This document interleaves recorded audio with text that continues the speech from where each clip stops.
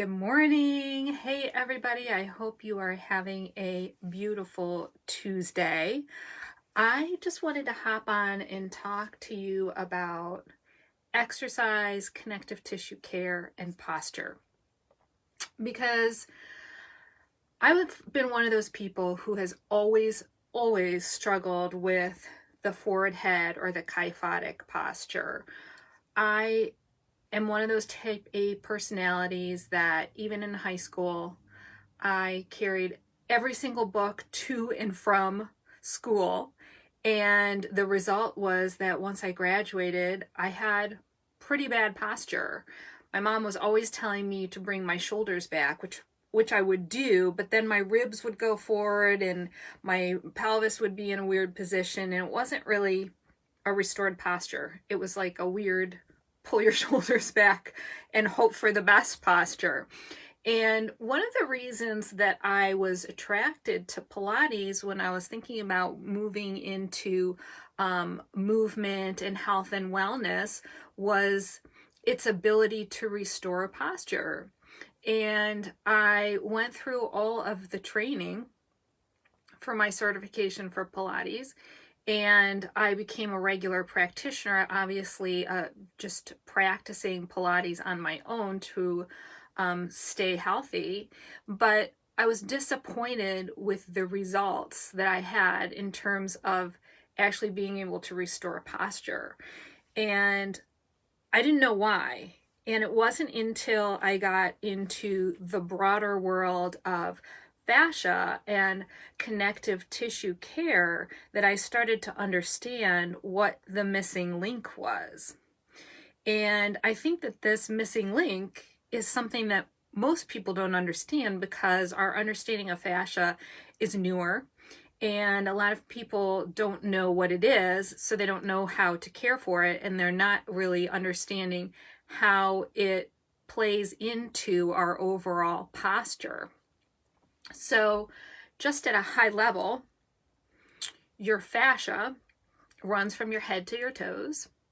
It is a seamless, fluid-based system, and it surrounds all of your muscles, nerves, organs, and bones in your body.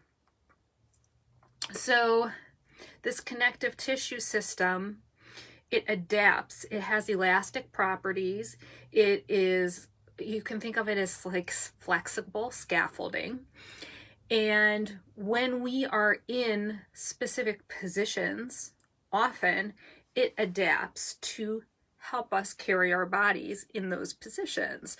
So if you are sitting at your desk all day and your position is like this, the connective tissue begins to form in a way to support you to be in that position. So what happens over time is we may find, if we're in this position, that the tissues in the front of the body around the chest become locked short, and our shoulders go up and forward and our heads go forward, and our body's supporting us that way, or our fascia is supporting us that way. So if we go to an exercise class and we decide that we want to strengthen our rhomboids so that the shoulders can be back, the problem with that, or the missing piece with that, is that the tissues in the front of the body are so locked short that there's not space for the shoulders to go back into that more neutral position. So it's much more effective to add your exercise to your exercise release of tissues. And this is not a hard thing to figure out, but there is a technique to it. So what we do when we're caring for a connective tissue is we slowly introduce compression to the tissue, because the tissue's function is to protect and to stabilize you. So we want to go gently. We want to allow the tissue to receive our touch. And then once it has adapted to the compression, we can do a fluid fill, which we often call a shear. And in the fluid fill, what we're doing is we're just manipulating that tissue to stimulate it to accept fluids. And what you feel in your body afterwards is that fluid fill allows the tissue to release and to relax, and the fluid goes into it and it becomes more elastic again. It's more supportive again, and it allows you to release into that more ideal posture. We can release tissues not only when they're locked short, but you can also release them when they're locked long. And the really cool thing about manipulating this tissue is that we also are able at that time to stimulate the sensory nervous system. And we know that the sensory nervous system communicates more effectively with the motor nervous system after we do that. So stimulating the tissue, getting it to accept fluids, releasing it, and then doing strengthening exercises is the most effective way to restore posture. And because we almost all are in this forward kind of posture, think about all the things you do in front of yourself. Of course, it's being on the laptop and being on your phone, but it's also cooking dinner. It's also carrying groceries. It's also carrying babies. There's so much that goes on in front of our bodies that we want to enjoy and we want to engage in.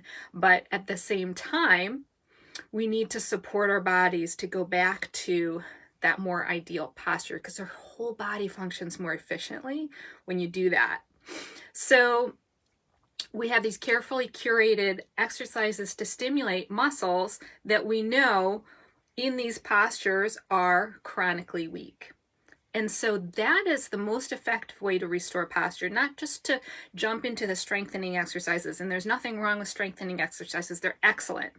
But if you pair them with hydration exercises, you're going to get the best result if you really want to restore your posture and create a body that feels more relaxed. It has a more ideal state, and it can actually, when your posture is ideal, your whole body functions more efficiently. There's more room for the organs. Your body can just breathe. It's made to function in a certain way. And if we can support it to get back to that ideal posture, you're going to feel so good. And then you can focus on what you love to do, not your achy body. So I hope that helps. I'd love to know what you think about it. And if you have any information or any questions, please drop them below. I have an upcoming class series called the Intuitive Body Series. It starts next Wednesday. And I'm going to be walking you through how to do all of this stuff. We have 6 beautiful people who have committed to joining us, and I would love to have you join us as well. So if you have any questions about that, let me know.